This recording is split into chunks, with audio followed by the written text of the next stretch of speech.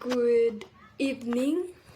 My name is Emma Buyaki Kimori, and I'm a fashion student pursuing an education technical trainer in fashion and design. So I'm going to take you through a unit in fashion called garment construction, and under it I'm going to take you through control of fullness. So let's start. What is control of fullness? I'll take you through the definition of this term, control of fullness. This is the shaping of a garment to fit a human figure. So a designer will manipulate ways on how to fit that human figure depending on the design that she has and according to what the client wants. So there are various methods of controlling fullness, which I'll take you through, but in a few I'll explain in deeper details and show examples of various methods of controlling fullness. So the first method of controlling fullness is the use of darts.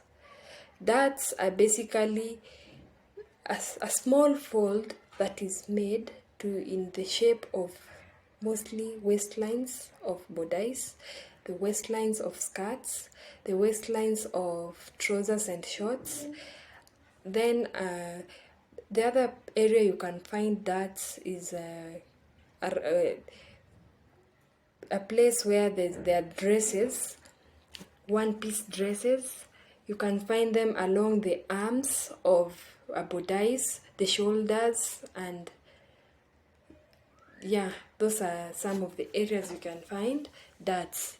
So another method of controlling fullness, the use of gathers, the use of pleats, and shirring.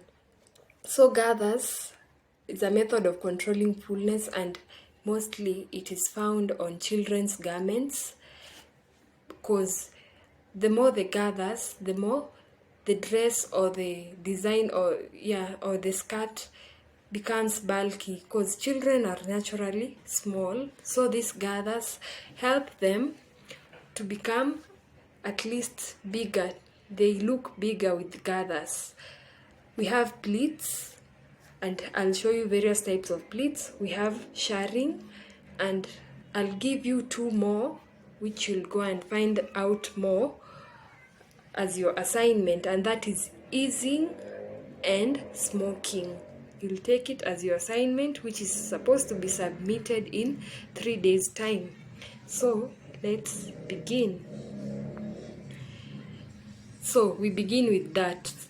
There are two types of darts. We have the double-pointed darts, and they are mostly found on one-piece dresses. We have the single-pointed darts, and this is very common. They are found in waistlines of trousers, shorts, skirts, bodice on the waistline.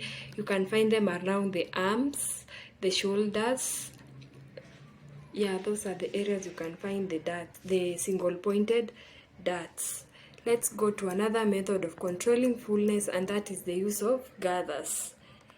Like I said earlier on, gathers are used mostly in children's dresses and those people who have a small silhouette. So when they wear the gathered dresses or outfits, they look at least bigger. The places you can find gathers are along the waistlines, hemlines of dresses and skirts. You can find them on sleeves, like the puff sleeve. You can also find gathers, I think I've said on the hemlines, And then another method of controlling fullness is the use of pleats.